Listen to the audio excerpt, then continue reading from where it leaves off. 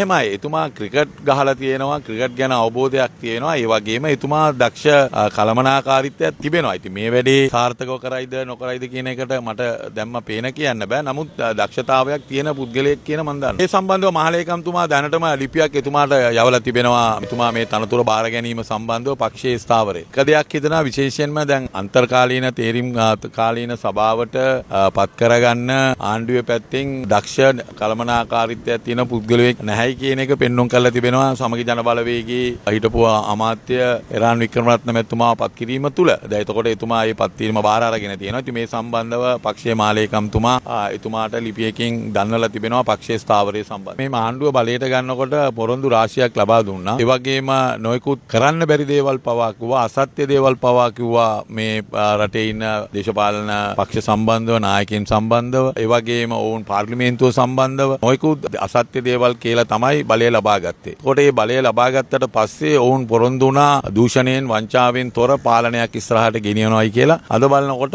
අපිට පේනවා ද නොයෙකුත් ආකාරයේ කන්ටේනර් 323න් පටන් ගත්තා නම් අද වෙනකොට අපිට පේනවා ඊළඟට මහා භාණ්ඩාගාරයේ මිලියන 2.5 ඩොලර් ආවතැන් වෙලා තිබෙනවා. ඒක පික් පොකට් ගහලා තියෙනවා. ඊළඟට අපිට පේනවා විශේෂයෙන්ම ගල්ලංගුරු සම්බන්ධව මේ වෙනකොට කෝටි 40කට වඩා වැඩි ප්‍රමාණයක් අලාභයක් ආණ්ඩුවට සිද්ධ වෙලා තියෙනවා. බාල ගල්ලංගුරු ගෙනල්ලා ඊළඟට දැන් තැපල් දෙපාර්තමේන්තුවේ ඩොලර් ලක්ෂ 6ක් අවතැන් වෙලා තියෙනවා කියලා ඇමතුමා කියනවා. මේ වගේ ඊළඟට අපි දැක්ක RD එකේ ඩබල් පේමන්ට් ගෙවලා තිබෙනවා. ගෙවපු කොන්ත්‍රාත්කරුවන්ටම නැවත මිලියන 300 ගානක රුපියල් මිලියන 300 ගානක ප්‍රමාණයක් ගෙවලා තියෙනවා. මෙන්න මේ විදියට දවසෙන් දවස නොයෙකුත් කාරණාවල් මතුවෙනවා. ඉතින් වංචා දූෂණ නවත්තනවයි කියලා ආපු ආණ්ඩුව අද වෙනකොට විශාල චෝදනාවල් වලට ලක් වෙලා තියෙන තත්ත්වයක් පේනවා. ඒ හින්දා තමයි අපි මේ දෙකම මැයි දිනේ තේමාව හැටියට පත් කරගත්තේ. හෙට මැයි දිනේ පවත්වන්න සමගි ජන බලවේගයේ හැටියට සන්දානයේ හැටියටත් අපි ලංකා පුරාම ඉන්න අපේ සංවිධායකවරු ඒ වගේම පක්ෂයේ ඉන්න අනිකුත් ක්‍රියාකාරීන් සියලු දෙනාම විශාල ජනකායක් මේ මැයි රැළිය සඳහා පැමිණෙනවා. පෙළපාලියක් පවත්වන්නේ නැහැ.